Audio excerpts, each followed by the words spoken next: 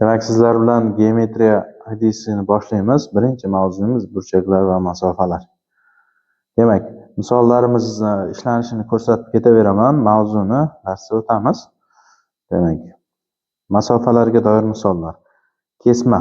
AB kesmaning uzunligi 12 ga teng. Demak, kesma qanday belgilanadi? Kesmaning boshidagi nuqta bilan oxiridagi nuqta berilgan bo'lsa, lotin alfabetining katta harfi bilan yokida o'sha kesmaning o'zi lotin alfabetining kichik harfini belgilasak bo'ladi. Hozir bu yerda hamma misolda lotin alfabetining katta harflari, ya'ni kesmaning boshi va oxiri berilgan bo'ladi. Demak, birinchi misolga e'tibor beramiz. AB 12 ga teng, B'si 8 ga teng. A'sini topishligimiz kerak. Demak, A'dan B'gacha 12, B'dan C'gacha 8. A'dan C'gacha esa o'sha ikkita kesmaning yig'indisiga teng bo'ladi. To'g'rimi? Keyingi misollar ham mana shu tartibda. 7-chi misolga e'tibor beramiz. AB kesmaning BC kesmaga nisbati, BC CD kesmaga nisbati 2, 2, 3 kabi ekan. Demak, bu yerda biz AB kesmani 2x, BCni 2x, CDni 3x deb olishimiz mumkin. Demak, AB 2x, 2x bu ham, demak CD esa 3x. Endi o'rniga qo'yib qo'yamiz. Demak, AB plus CD taqsim BC. AB ga CDni qo'shishimiz kerak. Ya'ni 2x ga 3x ni qo'shamiz. Yana keyin 2x ga bo'lamiz. Demak, natija 5 taqsim 2 bo'ladi yoki 2,5. Keyingi misollar ham mana shunday. 9-misolga e'tibor beramiz. AB BC ga teng, CD DE ga teng. B'dan D gacha bo'lgan masofa 20 ga teng ekan, A'dan E gacha bo'lgan masofani topishimiz kerak. Demak, AB ni x, BC ni x, CD ni y, DE ni ham y deb belgilab olishimiz mumkin. BD, ya'ni B'dan D gacha 20 ga teng. X plus y 20 ga teng. AE esa demak x y y. Ikkita x plus y ga teng.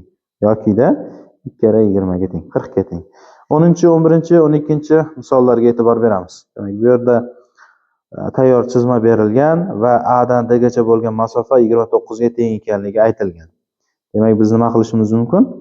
A'dan D gacha bo'lgan masofani topishimiz uchun AB, BC, CD kesmalar yig'indisini topishimiz kerak. AB 2x plus 1 qo'shilgan 2x plus 3 qo'shilgan x teng 29 deb x ni topib olamiz. So'ngra BC ni so'rayapti. Demak, x ni 2 ga ko'paytirib 3 ni qo'shib qo'yishimiz kerak bo'ladi. Keyingi misollar ham xuddi shunday. 15-misolga e'tibor beramiz. A'dan D gacha bo'lgan masofa 30, B'dan D gacha bo'lgan masofa 20, AC 15, AK KB ga teng, CL LD ga teng, KL ni qiymatini so'rayapti bizdan. Demak, bu yerda e'tibor berishimiz kerak. Mana bu o'rtadagi masofa 20 bilan 15 uchun umumiy. Agar biz A'dan D gacha bo'lgan masofani topmoqchi bo'lsak, o'zi 30 ga teng. Agar bu usulda topmoqchi bo'lsak, AK KB BC CL LD ni qo'shishimiz kerak. Bu yerda BC 2 marta qo'shilib qoladi. Shuning uchun bu yerni x deb olamiz. Demak, 20 ga 15 ni qo'shsak 35, 35 dan 30 ni ayirsak 5. Mana shu yer 5 ga teng bo'ladi. X teng 5 ga ekan. Demak, 5 ga teng bo'lsa, A'dan B gacha 10 ga teng bo'ladi va 10 teng 2 bo'lakka bo'linganligi uchun bular ham 5 5 bo'ladi. Endi bizdan KL so'ralyapti. KL ni topishga harakat qilamiz. Demak, bu yerda 20 bo'ladigan bo'lsa, 20 dan 5 ni ayiramiz 15, 15 ni 2 ga bo'ladigan bo'lsak 7,5, 7,5. K dan L gacha bo'lgan masofa 5, 5, 7,5. Ya'ni KL 17,5 cm, 17,5 ga teng bo'lar ekan. Tushunarli bo'lgan bo'lsa, keyingi ko'rinishdagi misollarga o'tamiz. Keyingi masalalar xuddi yuqoridagi misol masalalarni chizmasi berildi, bundan keyingilar chizmasi berilmaydi. O'zimiz topishimiz kerak, ya'ni o'zimiz chizib olishimiz kerak. Misol uchun 16-misol. A, B va C nuqtalar berilgan tartibda bir to'g'ri chiziqda yotadi. A'dan B gacha bo'lgan masofa 24, B'dan C gacha bo'lgan masofa 12 bo'lsa, AC kesmaning uzunligini toping. Demak, bu yerda ikki xil holat bor. A, B 24, C nuqta B nuqtani o'ng tomonida bo'lishi mumkin yoki chap tomonida bo'lishi mumkin. Endi bu yerda masalaga e'tibor berishimiz kerak. A, B, S nuqtalar berilgan tartibda bir to'g'ri chiziqda yotadi. Demak, A, B, keyin S keladi. Demak, S o'ng tomonda.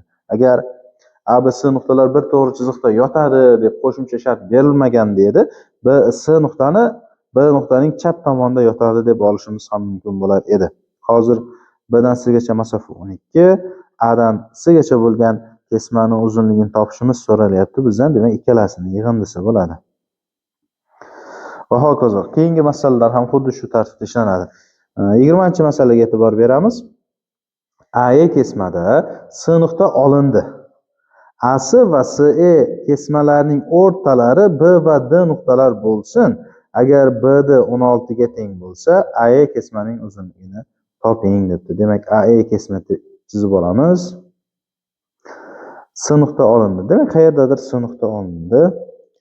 AC va CE ning o'rtalari. Demak, AC ning o'rtasini B dedik, CE ning o'rtasini D dedik. O'rtasi bo'lganligi uchun bu B nuqtadan A va C gacha bo'lgan masofalar x deb oldik. D nuqtadan C va E gacha bo'lgan masofalarni y deb oldik.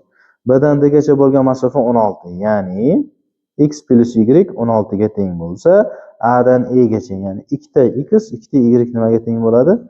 32 ga teng bo'ladi. Keyingi misollar ham xuddi shu tartibda ishlanadi. Xo'p. Nisbatlar haqida gaplashishimiz kerak. Demak, 24-masalaga e'tibor beramiz. A, B, C va D nuqtalar ko'rsatilgan tartibda bir to'g'ri chiziqda yotadi. A, B, B, C D kesmalar nisbati 1, 2, 3 kabi bo'lsa, A sining B ga nisbatini toping debdi. Demak, A, B, C, D ko'rsatilgan tartibda bir to'g'ri chiziqda yotadi. Demak, avval A keladi, keyin B keladi, keyin C keladi, keyin D keladi. Demak, A, B'ni biz x deb olishimiz mumkin, B, C'ni 2x deb olishimiz mumkin, C, D'ni esa 3x deb olishimiz mumkin. A, C'ning B, D'ga nisbati so'ranyapti. Demak, A dan C gacha bo'lgan kesma uzunligi x 2x 3x ga teng. B dan D gacha bo'lgan kesma uzunligi 2x bilan 3x ning yig'indisi 5x ga teng. X lar qisqarib beradigan bo'lsa 3 taqsim 5 chiqadi. Demak, A taqsim B'da 3 taqsim 5 yoki 0,16 deb yozishimiz mumkin. E'tibor bering mana bu 28-misoliga. A, B, C nuqtalar bir to'g'ri chiziqda yotadi. AB 900 cm, BC 400 cm bo'lsa, AC kesma uzunligini toping. Endi bu yerda boyagi masalalarga o'xshab ko'rsatilgan tartibda bir to'g'ri chiziqda yotadi deyilmagan. ABC nuqtalar bitta to'g'ri chiziqda yotishi aytilgan. Bu yerda A bo'lishi mumkin, B mana bu yerda bo'lishi mumkin, C buning o'ng tomonida bo'lishi mumkin yoki-da C buning chap tomonida bo'lishi ham mumkin. Demak, ikkita holni ham ko'ramiz. A dan B gacha bo'lgan masofa 900, B dan C gacha bo'lgan masofa 400. A dan C gacha bo'lgan masofa 1300 bo'ladi agar C o'ng tomonda yotgan bo'lsa. Agar C chap tomonda yotgan bo'lsa-chi, ya'ni mana bu yerda bo'lishi mumkin-ku. B dan C gacha 400 bo'lsa, A dan B gacha 900 edi. Bu yog'i A dan C gacha bo'ladi, ya'ni 500 bo'ladi. Demak, bizda ikkita javob bor. AC 500 bo'lishi mumkin yoki-da AC 1300 cm bo'lishi mumkin. Shunga e'tibor berishimiz kerak. 31-misoldan keyingi misollarga e'tibor beramiz. Burchaklar. Burchak o'zi nima edi? Burchak bir nuqtadan chiquvchi ikkita nur. Bir nuqtadan chiquvchi ikkita nur hosil qilgan, demak, mana bu ko'rinishdagi geometrik shakl burchak deyiladi. Bu yerga e'tibor beramiz. Bu yerda nechta burchak bor? Keling, burchaklarni birgalikda sanaymiz. Burchak belgilanishi mana bu ko'rinishda belgilanadi, ya'ni AOB 30 degani. Demak, bu nima degani? AO kesma, OB kesma. AOB ko'rinishi yoziladi. Mana belgi burchak belgisi. Orasidagi mana shu ikkita nur orasidagi burchak 30 gradus yoki AO bilan OB kesma orasidagi burchak 30 gradus deyishimiz ham mumkin. Endi yana burchak bor bu yerda BOC. BOC ni ham berilishi, nimaga teng ekanligi berilgan 20 gradus. Va ikkita burchakni yig'indisi 3-burchakni beradi. Ya'ni AOC. AOC katta burchak. Demak, AO'si nimaga teng ekanligini topishimiz uchun biz ikkita burchakni nima qilib qo'yishimiz kerak? Qo'shib qo'yishimiz kerak. 30 ga 20 ni qo'shadigan bo'lsak, 50 gradus bo'ladi. Xuddi shunday keyingi masalaga e'tibor beramiz. 32 da AO'si nimaga teng ekanligi berilyapti, ya'ni katta burchak. AO'si mana bu burchak 57 gradusga teng. BO'si bu burchak esa 25 gradusga teng. Yuqoridagi AOB burchak nimaga teng ekanligi so'ralyapti. Buning uchun 57 dan 25 ni ayirib qo'yishimiz kerak, yetarli bo'ladi. Demak, necha bo'ladi? 32 gradusga teng bo'ladi. Keyingi misolga e'tibor beramiz. 33-misol. Burchaklarning ham nisbati bo'ladi. Bu yerga e'tibor bering. AO'si 63 gradus ekanligi aytilyapti. AO'si 63 gradus ekanligi aytilyapti va AOB 2x bo'lishi kerak. Adashmasam, BO'si esa x bo'lishi kerak. Ikkalasining yig'indisi 63 gradus. Ya'ni 2x qo'shilgan x teng 63 gradus. 3x teng 63 gradus, x teng 21 gradus. X 21 gradus ekan. Demak, bu yerda chizmada sal tushunmovchilik bor, adashmasam, yoki biz xato qildik. Lekin meni bilishimcha x teng 21 gradus bo'ladi. Keyingi masalalarga e'tibor beramiz. Keyingi masalalar ham xuddi shunday. Ya'ni burchaklarning yig'indisi o'sha 60 gradus. AO'si ikkita kichkina burchakni yig'indisi katta burchakni qiymatiga teng bo'ladi. Endi burchak turlari haqida ham gaplashishimiz kerak. Burchakning qanday turlari bor? Burchak o'tkir bo'lishi mumkin, burchak to'g'ri bo'lishi mumkin, burchak o'tmas, burchak yoyiq bo'lishi mumkin. Demak, to'g'ri burchak qanday burchak? Avvalo to'g'ri burchak haqida tushunchaga ega bo'lishimiz kerak. Mana bu ko'rinishdagi burchaklar to'g'ri burchak deyiladi va burchak belgisida mana shunday belgi qo'yiladi. Ya'ni 90 gradus bo'lishi kerak. Demak, ikkita chiziq perpendikulyar bo'lsa, bir-biriga ular to'g'ri burchaklar hosil qiladi. Mana bu burchak to'g'ri burchak. Agar burchak to'g'ri burchakdan kichik bo'lsa, bu tomon kichik bo'lganligi uchun o'tkir burchak, bu tomon esa o'tmas burchak. Yokida burchak yoyiq bo'lishi mumkin. Yoyiq bo'ladigan bo'lsa, bu 180 gradusga teng. Ya'ni ikkita to'g'ri burchakning yig'indisi yoyiq 180 ga teng, yoyiq burchakka teng bo'ladi. Demak, qo'shni burchak ham deb ataladi. Bu burchaklar bu yerga chizgan hamma burchaklarimiz qo'shni. Ya'ni bu bilan bu qo'shni, bu bilan bu qo'shni, 180 gradus ham ikkiga bo'lindi, bir-biriga qo'shni burchaklar hosil qiladi. Eslab qoling, qo'shni burchaklarning yig'indisi har doim 180 gradusga teng. Va bisektrisa bor. Bisektrisa o'sha burchakdan chiqib, o'sha burchakni teng ikkiga bo'luvchi nur desak ham bo'ladi, kesma desak ham bo'ladi. 35-misoldan keyingi misollarga e'tibor beramiz. Bu yerda BO'si 50 gradus. Rasmi berilgan, demak BO'si 50 gradus. Demak, biz x ni topishimiz kerak, AOB ni. AOB nimaga teng? Albatta 130 ga teng. Nima uchun? Sababi x ga 50 gradusni qo'shganimiz 180 gradusni berishi kerak. Keyingi misollar ham xuddi shunday. 37-misolga e'tibor beramiz. 37-misolda demak, bizdan BO'si burchak so'ralyapti. BO'si 3x burchagi so'ralyapti. 3x ni qiymatini topishimiz kerak. Bu yerda yoyiq burchak 180 gradusga teng ekanligidan foydalanamiz. 2x qo'shilgan 3x qo'shilgan 4x teng 180 gradus. 2, 3, 4 ni qo'shadigan bo'lsak 9x teng 180 gradus. Agar x ni o'zini so'raganida biz 9 ga bo'lib yuborardik va 20 gradus hosil bo'lardi. Endi bizdan 3x ni so'raganligi uchun 3 ga bo'lib yuboramiz ikkala tomonni. 3x teng 60 gradus. Demak, burchak BO'si 60 gradusga teng. Tushunarli bo'lgan bo'lsa, keyingisiga o'tamiz. Demak, 38-misol. OB bilan OC bir-biriga perpendikulyar ekan. Demak, OB va OC ular orasidagi burchak 90 gradus. BOA burchak 110 gradus yoki AOB desak ham bo'ladi. Uchinchi burchak, ya'ni AOC ni so'rayapti bizdan. AOC bu tomondan qaraganimizda mana bu burchak, bu tomondan qarasak bu burchak. Ya'ni 110 bilan 90 ni yig'indisi. Demak, ikkita javob bo'lish kerak, lekin bular bu tomonni hisobga olib savol berishgan. AOC burchak nimaga teng?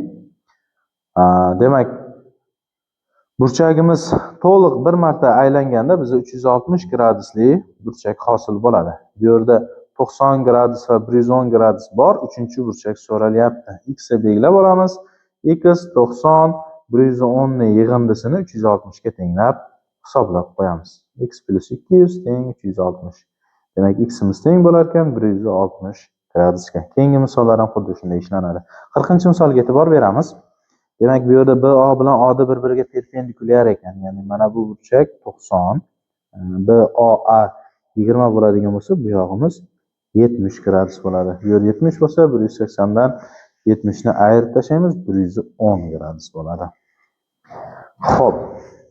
Endi ikkita to'g'ri chiziq kesishganda burchaklar hosil bo'ladi. Bu burchaklar haqida gaplashishimiz kerak. Demak, ikkita ixtiyoriy to'g'ri chiziq kesishtirsak, bu yerda asosan 4 ta burchak hosil bo'ladi va qarama-qarshi burchaklar bir-biriga teng bo'ladi. Ya'ni qarama-qarshi deganim mana bu burchak bilan bu burchak x desak x, bu burchakni y desak bu burchak ham y bo'ladi. Shunda bu burchaklar vertikal burchaklar deyiladi. Ya'ni x y ikkita vertikal burchak hosil bo'ldi.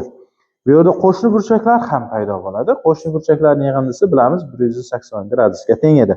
Qaysi burchaklar qo'shni bir-biriga? X bilan y qo'shni.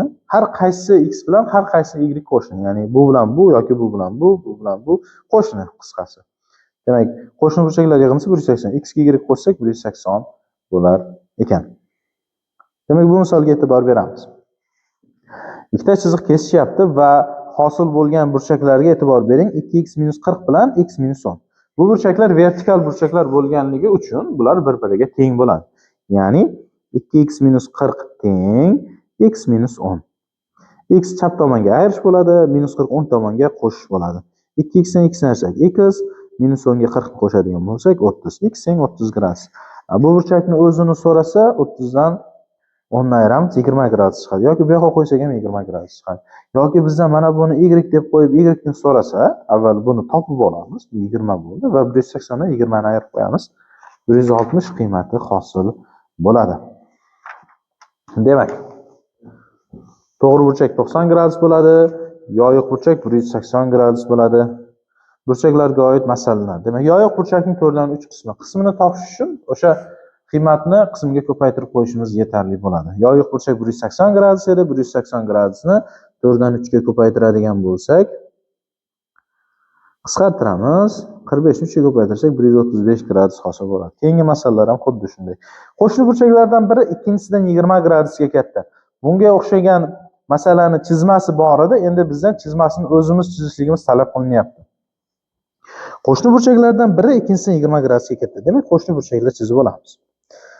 Bunisi ko'rinib turibdi, kattaroq bunisidan. Ya'ni o'tmas burchak, o'tkir burchakdan 20 gradusga katta. Buni x deb bo'ladigan bo'lsak, bu x plus 20 bo'ladi. Bu burchaklarni toping. Ya'ni har birini topishimiz kerak. X ni va x plus 20 ni topishimiz kerak. Buning uchun biz ikkalasini qo'shsak 180 ga teng bo'lishidan foydalanamiz. X qo'shilgan 20 teng 180 gradus. 2x teng 160 gradus, x teng 80 gradus. Agar x 80 gradus bo'ladigan bo'lsa, 80 ga 20 ni qo'shsak 100 gradus. Javobimiz 100 va 80 bo'ladi. 51-masalaga e'tibor beramiz. OB AOS burchakning bisektrissasi. Bisektrissiya nima vazifani bajaradi dedik? O'sha burchakdan chiqib, o'sha burchakni tengligi bo'ladi. Demak, AOB burchak 25 gradus bo'lsa, BOS burchak ham 25 gradus bo'ladi. Sababi bisektrissiya buni tengligiga bo'lgan bo'lishi kerak. Ya'ni 25 ga 25 qo'shsak katta burchak, ya'ni AOS burchak hosil bo'ladi. Ya'ni 50 gradus degani. Keyingi misollar ham xuddi shunday. Bu yerda muammo bo'lmaydi degan umiddaman. Sal qiyinroq misol ko'ramiz bisektrissiyaga oid. 54-masala. OD va OB mos ravishda bisektrissiya ekan. EOS ni bisektrissasi OD, demak AOS SOB burchakning bisektrissasi OS. Okay. Demak, OD va OB mos ravishda EA'sini biz sektrissasi A'di, ya'ni teng 2ga bo'lyapti. SABni biz sektrissasi AB. Yani bu yerda anglashilmovchilik bor. Adashmasam mana bu SAA bo'lishi kerak. SAAni biz sektrissasi AB. Bu degani bisektrisa A'da bisektrisa bo'lsa, bu x bo'ladi. SAAni bisektrissasi B bo'lsa, bu yer y bo'ladi. Endi EAA 130 gradus. EAA 130 gradus. Ya'ni bu yerda 4 ta burchak bor. Ya'ni 2 ta x plus 2 ta y 130 gradus. 2 ga bo'lib yuboradigan bo'lsak, x plus y 65 gradus. Bizdan so'rayapti DABni. DABni. Ya'ni x ga y ni yig'indisi burchak DAB teng 65 gradus bo'ladi. Keyingi masalalar ham xuddi shunday ishlanadi. Endi soat, strelkali soatlarda soat va minut mili orasidagi burchaklarga doir misollar kelyapti. Bir ajoyib misollar. Demak, soatni biz bilamiz, qanday ko'rinishda ekanligini, to'g'rimi? Xo'sh. Agar mana buni soat deb qaraydigan bo'lsak, bu yerda 12 turadi, 6 turadi, 9 turadi, bu yoqda 3 turadi va hokazo yana sonlar bor, to'g'rimi? Teng 4 bo'lakka bo'lsak 90 gradusdan bo'linadi. Endi bir marta to'liq aylantirsa 360 gradus bo'ladi. Endi bir soat vaqt o'tganda minutning mili 12 dan bir aylanib kelish kerak, yana 12 ga, to'g'rimi? Demak 360 gradusga o'zgaradi, ya'ni bir aylanib joyiga keladi bir soatda. 1 minutda necha gradus o'zgaradi desa, shu 360 gradusni 60 minutga bo'lamiz. 6 gradus chiqadi. Demak, minutning strelkasi 1 minutda 6 gradusga siljiydi. Ya'ni har daqiqada 6 gradusga siljiydi. Soatning strelkasichi. Aytaylik, hozir soat 12 bo'ldi. Va mana bu yerda 1 turibdi, mana bu yerda 2 turibdi. 1 soat vaqt o'tgandan so'ng soatning kichik strelkasi 12 dan 1 ga qaragan bo'ladi. Va bu jarayon har daqiqada soatning strelkasi nechidir gradusga siljishi bilan bog'liq bo'ladi. E'tibor bering, 12 bilan 3 ning orasi 90 gradus edi. Soat sonlar orasidagi masofalar, ya'ni burchaklar bir xil bo'ladi. E'tibor bersangiz, shtrixlar bo'ladi. 10 ta 5 ta daqiqani bildiradi. Qisqasi, mana shu 90 gradus teng 3 bo'lakka bo'ladigan bo'lsak, 30 gradusdan tegadi. Demak, bir soatda soatning strelkasi 12 dan 1 ga qaraydi va 30 gradusga siljigan bo'ladi.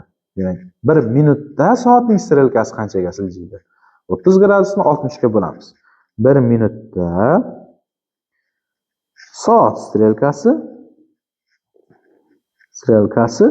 yarim gradusga siljiydi. 0,5 gradusga siljiydi. Endi misol aytaman. Misol uchun 12 ga bog'lab qo'yaylik. 12 dan 5 daqiqa o'tdi. 12 dan 5 daqiqa o'tganda soat va minut strelkalari orasidagi masofa qancha bo'ladi?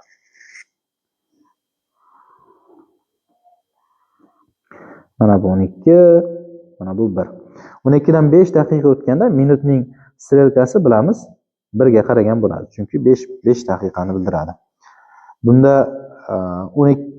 12 dan ozroq siljigan soat strelkasi bor bo'ladi. Endi e'tibor bering, 12 bilan 1 ning orasi o'zi 30 gradus. Yokida 5 minutda minut strelkasi 30 gradusga siljiydi. Soatning strelkasi necha gradusga siljiydi? Soatning strelkasi bilamiz, har minutda yarim gradus siljiydi. Shunda 5 minutda 5 ni 0,5 ga ko'paytiradigan bo'lsak, 2,5 gradusga siljigan bo'ladi. Demak, soat strelkasi juda ham kichik miqdorda 2,5 gradusga siljiydi. Shunda soat va minut mili orasidagi kichik burchak, mana bu burchakni alfa deydigan bo'lsak, alfa teng bo'ladi. O'zi 12 bilan 1 ning orasi 30 gradus bo'lishi kerak edi. Shundan ham 2,5 gradus ayiramiz. Sababi 2,5 gradus siljigan bo'ladi. Demak, natijada 27,5 gradus bo'ladi. Endi yana bitta misol ko'ramiz, shu yetarli bo'ladi. Misol uchun 3:50 bo'ldi deylik. 3:40 deylik mana. 3:40. Soat 3 dan 40 daqiqa o'tganda soat va minut strelkalari orasidagi burchakni topishimiz kerak. Endi bu yerda soat va minut strelkalari orasidagi burchak ikkita bo'ladi. Ikkalasining yig'indisi 360 bo'lishi kerak. Biz bittasini topamiz, ikkinchisini topish uchun 360 dan ayirib qo'yamiz. Demak, soat chizadigan bo'lsak, 3 dan 40 daqiqa o'tganda qanday ko'rinish hosil bo'ladi? Mana bu yerda 3 turibdi, lekin biz adashdik hozir. Sababi soat strelkasi 3 dan 40 daqiqa o'tgan bo'lsa ham, soatning strelkasi 3 ga qaramaydi. 3 bilan 4 ning orasida bo'ladi. Bu yerda 6 turibdi, bu yerda 4 turibdi, bu yerda 5 turibdi. Bu yerda 7 turibdi, bu yerda 8 turibdi, bu yerda 9 turibdi. Hokazo. 3 dan 40 daqiqa o'tganda biz bilamiz, minutning strelkasi точно 8 ga qarab turgan bo'ladi. 40 o'tdi. Soatning strelkasi esa 3 dan uzoqlashib 4 ga yaqinlashib qolgan bo'ladi. 4 ga yetmagan bo'ladi. Endi nima qilamiz? Endi qaraymiz, e'tibor beramiz. Agar bu 3 bo'lganida edi, 3 bilan 8 ning orasi necha gradus bo'lardi? E'tibor bering, mana bu bo'laklarimiz har biri yoylar 30 gradusni tortib turadi. 1 2 3 4 5. 5 ta 30 gradus 150 gradus. 150 gradus bo'lardi agar 3 va 8 ga qarab turganida. Lekin soatimiz strelkasi bu yoqqa nechadir gradusga siljigan. Necha gradusga siljiganligini topishimiz uchun daqiqaga qaraymiz. 40 daqiqada soatning strelkasi qanchaga o'zgaradi? 40 daqiqada soatning strelkasi 40 ni 0.5 ga ko'paytirganimizga o'zgaradi. Ya'ni 20 gradusga. Demak, 150 gradusimiz 20 gradusga kamaygan. Bu qism kerak emas bizga, mana bu qism kerak. Shuning uchun 20 gradusni ayirib qo'yamiz. 130 gradus hosil bo'ladi. Soat va minut strelkalari orasidagi burchak 130 gradusni tashkil etadi. Yana bir ikkinchi burchak ham bor, tashqi tomondan qaraganimiz. Bu necha gradus bo'ladi desa, 360 dan 130 ni ayirib qo'yamiz va 230 gradus degan natijani hosil qilamiz. Yo 230 yo 130 degan javob bo'ladi bizda. Tushunarli bo'lgan bo'lsa, davom etamiz. Bu yerda xuddi shunday. Soatning minut mili 8 minutda necha gradus siljidi? Soatning minut mili 1 daqiqada yoki 1 minutda 6 gradusga siljidi. 8 minutda o'shani ko'paytirib qo'yamiz. Hokazo. Keyingi misollarga e'tibor beramiz. Bu yerda buni ishlab ko'rasizlar. Ishlay olmasangizlar, bizning Telegram guruhimiz bor, matematiklar klubi. O'sha guruhga savolni tashlasangizlar, birgalikda muhokama qilamiz. Xo'p, 71, 72, 73 va hokazo keyingi misollarga e'tibor beramiz. Bu misollarda bizga nima deyilyapti? 71-misolga e'tibor bering. Alfa va beta qo'shni burchaklar uchun alfa plus alfa taqsim 2 plus alfa taqsim 4 va hokazo nuqta, ya'ni cheksiz davom etadi. Beta plus beta taqsim 2 plus beta taqsim 4 va hokazo. Demak, bu misolni natijasini topishimiz kerak. Ya'ni necha gradus bo'lishligini. Birinchi o'rinda e'tibor beramiz, alfa va beta qo'shni burchak. Qo'shni burchak bo'lsa, alfa ga betaning yig'indisi 180 gradusni tashkil etadi. Keyingi misolimizda alfa taqsim 2 alfa taqsim 4 beta taqsim 2 beta taqsim 4 larni alfa va betani yonma-yon qilib yozib olamiz. Ya'ni alfa plus beta alfa taqsim 2 ga beta taqsim 2 ni qo'shsak, alfa plus beta taqsim 2 alfa plus beta taqsim 4 va hokazo ketadi. Demak, alfa plus betani o'rniga 90 qo'yib yuboradigan bo'lsak, 90 debman. 180 qo'yadigan bo'lsak, 180 gradus qo'shilgan 182 ga bo'lsa 90 gradus. 184 ga bo'ladigan bo'lsa 45 gradus. 45 gradus taqsim 2 va hokazo ketadi. Bu bilamiz cheksiz kamayuvchi geometrik progressiya. Cheksiz kamayuvchi geometrik progressiyaning yig'indisini topish formulasi B1 taqsim 1 minus Q edi. B1 ning o'rniga 180 gradus qo'yamiz. 1 minus Q, ya'ni nimaga kamayib ketyapti? 1 taqsim 2 ga kamayib ketyapti. Natijada 360 gradus hosil bo'ladi. Demak, javobimiz 360 gradus. Bu yig'indi 360 gradusga teng bo'lar ekan. Keyingi misollar ham shunday ishlanadi. 73, 74 mana shu ko'rinishdagi misollar. 73 da burchakning sinusi 3 taqsim 5 ga teng. Bu burchakka qo'shni burchakning sinusini toping debdi. Demak, trigonometriyadan agar xabarimiz bor bo'ladigan bo'lsa, bu muammo emas. Mana burchakni alfa buni beta deydigan bo'lsak, alfa plus beta 180 gradusga teng. Shunda sinus alfamizni 3/5 ga teng deyotgan bo'lsa, qo'shni burchak beta, sinus betani topishimiz kerak. Bu yerdan betani topib olamiz. Alfa narigi tomonga ayirish bo'lib o'tadi. Beta teng 180 minus alfa. Demak, betaning o'rniga o'sha qiymatni olib borib qo'yadigan bo'lsak, sinus 180 minus alfa. Okey. Endi alfa plus beta 180 ga teng bo'lganida o'zi sinus alfa bilan sinus betaning qiymatlari bir-biriga teng bo'ladi. Yoki de keltirish formulasida 180 da sinusigacha qolardi-da, 180 minus alfa ikkinchi chorakka tushganligi uchun sinus alfaga teng bo'ladi. Ya'ni sinus beta sinus alfaga teng. Bu esa 3/5 ga teng. Javobimiz 3/5 bo'ladi. Keyingi misollarni ham ishlab ko'rasizlar, tushunmasangizlar so'raysizlar. Bugungi mavzuimiz shu.